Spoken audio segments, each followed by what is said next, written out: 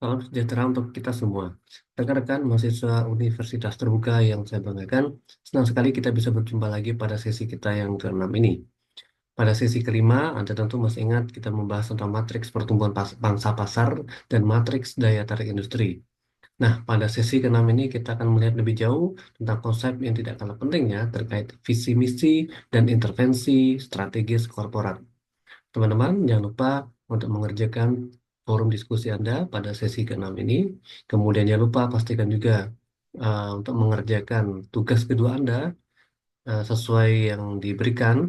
Jangan lupa untuk mengecek kembali apabila Anda sudah mengupload atau mengunggah jawaban dari tugas kedua Anda. Jangan sampai Anda mengupload jawaban mata kuliah yang berbeda. Baik, pada sesi ke-6 ini kita akan melihat mengenai topik yaitu visi misi dan intervensi strategis korporat. Kenapa hal ini menjadi penting? Tentu teman-teman menyadari ya, kalau kita memiliki visi, memiliki tujuan, dan kita memiliki misinya, kita tahu caranya untuk mencapai tujuan tersebut tentu akan menjadi sesuatu yang sangat berharga. Nah, tentu kalau kita berbicara konteks perusahaan, perusahaan tidak hanya satu ya, jadi mungkin dia memiliki beberapa anak perusahaan. Dan sebagai pemimpin, tentu para pimpinan harus mengambil intervensi ya yang sangat strategis karena ini menyangkut korporat ya. Nah, ada beberapa hal penting yang dibahas dalam modul ini. Nanti teman-teman bisa melihat di panduan Anda ada minimal 7 hal teman-teman yang akan dibahas terkait eh, modul kali ini. Nah, kita pertama mulai dari komponen dan manfaat misi. Nah, kalau kita berbicara misi, kita bisa bayangkan misi itu seperti peta harta karun gitu ya. Jadi, peta harta karun ini memiliki eh, tujuan. Jadi, kalau Anda memegang peta itu tujuannya untuk mencari harta karun itu.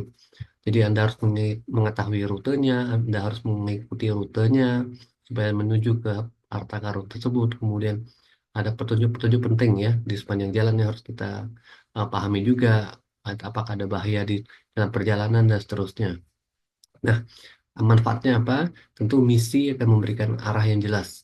Dia akan memotivasi tim, kemudian membantu juga para uh, pengambil keputusan ya dalam menentukan mana langkah strategis yang harus diprioritaskan terlebih dahulu.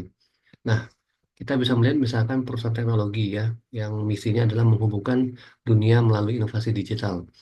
Tentu perusahaan ini akan berfokus pada pengembangan produk yang memudahkan komunikasi dan juga kolaborasi global.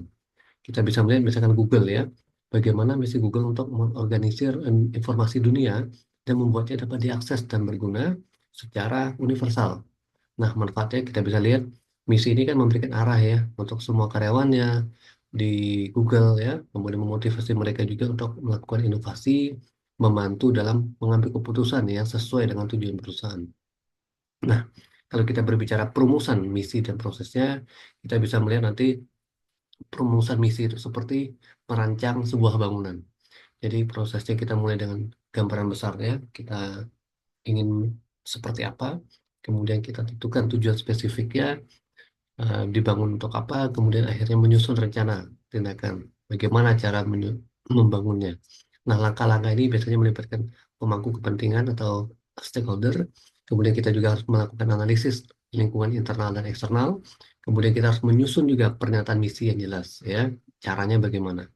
Kita bisa melihat misalkan ada sebuah perusahaan retail yang ingin menjadi pemimpin ya dalam melayani pelanggan, dia akan mengidentifikasi kebutuhan pelanggannya seperti apa, kemudian standar pelayanannya seperti apa, kemudian dia harus melatih juga karyawannya supaya bisa mencapai tujuan tersebut. Ya, nah contohnya mungkin Anda tahu perusahaan Tesla ya. Jadi bagaimana Tesla ini merumuskan visinya yaitu untuk mempercepat transisi dunia ke energi berkelanjutan ya atau sustainable energy. Nah, apa yang dilakukan kita bisa melihat misalkan Elon Musk dia melakukan analisis pasar energi, dia melakukan konsultasi misalkan ya dengan pemangku kepentingan, kemudian dia tetapkan tujuannya yang jelas supaya inovasi dalam kendaraan listrik dan energi terbarukan menjadi tercapai. Nah, itu terkait perumusan misi dan prosesnya. Nah, apa dan bagaimana perusahaan induk melakukan intervensi? Ya, ini kita bisa bayangkan seperti sebuah perusahaan induk itu seperti melatih tim olahraga ya, atau pelatih dari sebuah tim olahraga. Jadi pelatih ini akan memberikan arahan strategis, kemudian dia akan mengalokasikan sumber dayanya, kemudian dia akan memberikan dukungan spiritual maupun dukungan eh, lainnya ya, material atau dukungan-dukungan yang bersifat holistik untuk tim itu tidak hanya secara fisik tetapi juga non fisik. Nah, jadi dia memberikan dukungan itu melalui pengawasan, dia bisa melakukan bimbingan, dia bisa juga melakukan intervensi langsung gitu ya. Bila diperlukan, kita bisa melihat misalkan perusahaan induk mengarahkan anak perusahaannya untuk fokus pada pasar tertentu saja. Jadi dia sediakan dananya untuk ekspansi. Nah, itu contohnya. Kemudian yang keempat kita bisa melihat misalkan intervensi terhadap perusahaan dalam konteks holding company. Jadi analoginya seperti ini. Eh, Holding company itu seperti kepala sekolah yang mengawasi beberapa kelas gitu ya. Jadi eh, ada intervensi atau campur tangan dari kepala sekolah ini untuk mengatur kebijakan umumnya. Jadi dia memastikan kepatuhan dari setiap kelas gitu ya atau setiap perusahaan. Kalau kita bicara organisasi atau bisnis, kemudian kita harus mengalokasikan sumber daya kita karena ada keterbatasan tadi. Tujuannya apa? Pasti untuk meningkatkan efisiensi, meningkatkan sinergi antar perusahaan dalam sebuah grup. Contohnya kalau Anda melihat holding company, dia menetapkan standar akuntansi ya. Jadi harus diikuti oleh semua anak perusahaannya supaya konsisten dan transparan. Jadi itu contohnya. Nah, intervensi ini kita bisa lihat misalkan di perusahaan global itu ada namanya Alphabet Inc. ya. Jadi Alphabet ini holding company dari Google Inc. dan seterusnya ya. Ada YouTube, ada Waymo gitu ya. Jadi Alphabet Inc. ini mengatur kebijakan umum, dia memastikan bahwa semua patuh pada kebijakan yang dibuat, dialokasikan sumber dayanya untuk setiap holding anak perusahaannya, kemudian uh, kalau kita lihat tujuannya untuk apa ya, pasti untuk meningkatkan efisiensi ya. Jadi dia bisa melakukan sinergi juga antara anak perusahaan dalam grup ini yang lebih cepat inovasinya ya, jadi lebih efektif. Nah, apa prasyaratnya supaya uh, orang bisa mengatakan bahwa strategi korporat itu berhasil gitu ya. Jadi kita bisa membayangkan strategi korporat itu seperti resep makanan gitu ya. Jadi bahan-bahannya harus berkualitas gitu ya, sumber daya manusianya kalau kita bicara organisasi. Kemudian koki yang terampil kalau kita bicara organisasi atau korporat ya manajemennya terampil gitu ya. Eh, Fleksibel, agile gitu ya, lincah. Kemudian instruksinya jelas, jadi kalau mau masak tuh harus jelas langkah-langkahnya ya. Perusahaan juga seperti itu. Jadi rencana strategisnya jelas. Nah, keberhasilannya biasanya tergantung pada kombinasi ya, kombinasi yang tepat dari semua elemen tersebut. Jadi kalau kita sudah punya sumber daya, kalau koki itu kan pasti bahan-bahan yang terpilihnya sudah high quality gitu ya. Terus yang memasaknya juga terampil, terus langkah-langkahnya juga jelas ya. Idealnya perusahaan itu bisa berhasil gitu ya. Nah, contohnya kita bisa melihat misalkan ada perusahaan manufaktur yang ingin meningkatkan efisiensi operasionalnya, dia harus melakukan inovasi gitu ya. Dia harus menciptakan teknologi yang canggih, kemudian bagaimana tim yang terlatih itu bisa menggunakan teknologi itu sedemikian rupa hingga prosesnya itu bisa berjalan dengan baik dan tujuannya tercapai. Nah, kalau kita berbicara prasyarat keberhasilan strategi korporat, kita bisa melihat misalkan perusahaan Apple Inc. ya. Jadi Apple ini memiliki sumber daya berkualitas, teknologi canggih, kemudian manajemen juga terampil karena ada tim eksekutif yang berpengalaman, kemudian ada rencana strategis atau renstranya jelas ya, fokus pada desain dan inovasi. Nah, keberhasilannya kita bisa lihat bagaimana Apple ini dia terus memimpin pasar ya, pangsa pasar untuk produk inovatif seperti iPhone, mungkin Anda menggunakannya dan MacBook. Nah, tingkat kecocokan antara korporat dan unit usaha strategis itu kita bayangkan seperti hubungan antara induk dan anak dalam sebuah keluarga. Ya, jadi kecocokan ini kita harus ada nilainya, tujuannya jelas, selaras, ya, kemudian komunikasinya juga baik.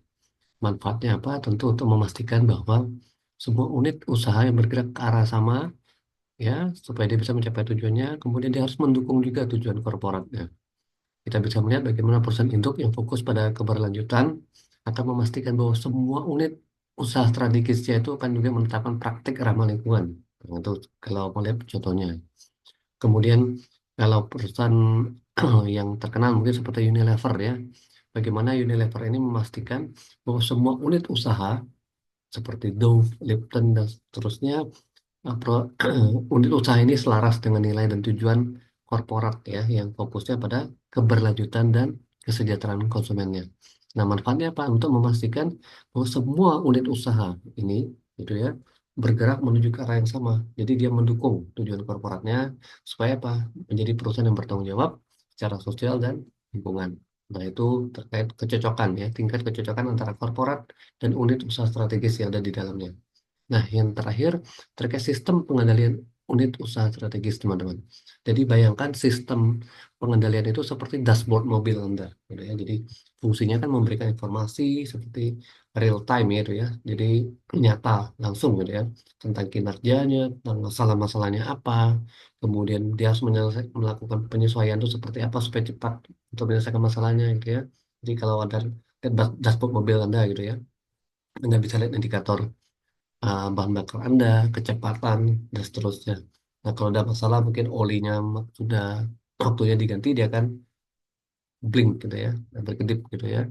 Jadi kita harus melakukan penyesuaian, kita harus segera melakukan ambil tindakan cepat. Nah, jadi komponennya apa kalau kita lihat di dalam sebuah korporat, ya pasti ada KPI ya. Jadi ada indikator kinerja utamanya, kemudian kita bisa melihat juga laporan berkalanya seperti apa, atau annual report mungkin kalau laporan tahunan, kemudian ada sistem feedback juga atau umpan baliknya.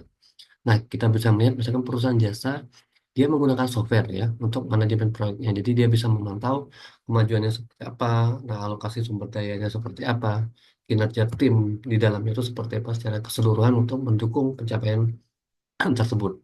Nah, kita bisa melihat seperti perusahaan P&G misalnya, Procter and Gamble, bagaimana dia P&G ini menggunakan sistem pengendalian yang ketat untuk memantau kinerja unit usaha strategisnya seperti Pampers dan Gillette misalkan.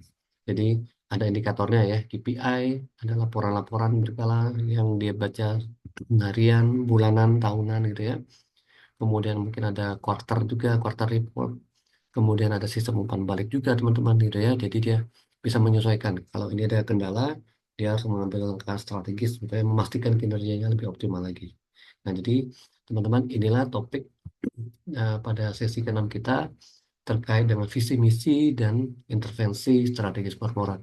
Semoga membantu Anda untuk memahami sesi ke-6 ini. Silakan membaca modul Anda lebih jauh untuk mendalami konsep-konsep yang diberikan oleh para penulis di dalam modul tersebut.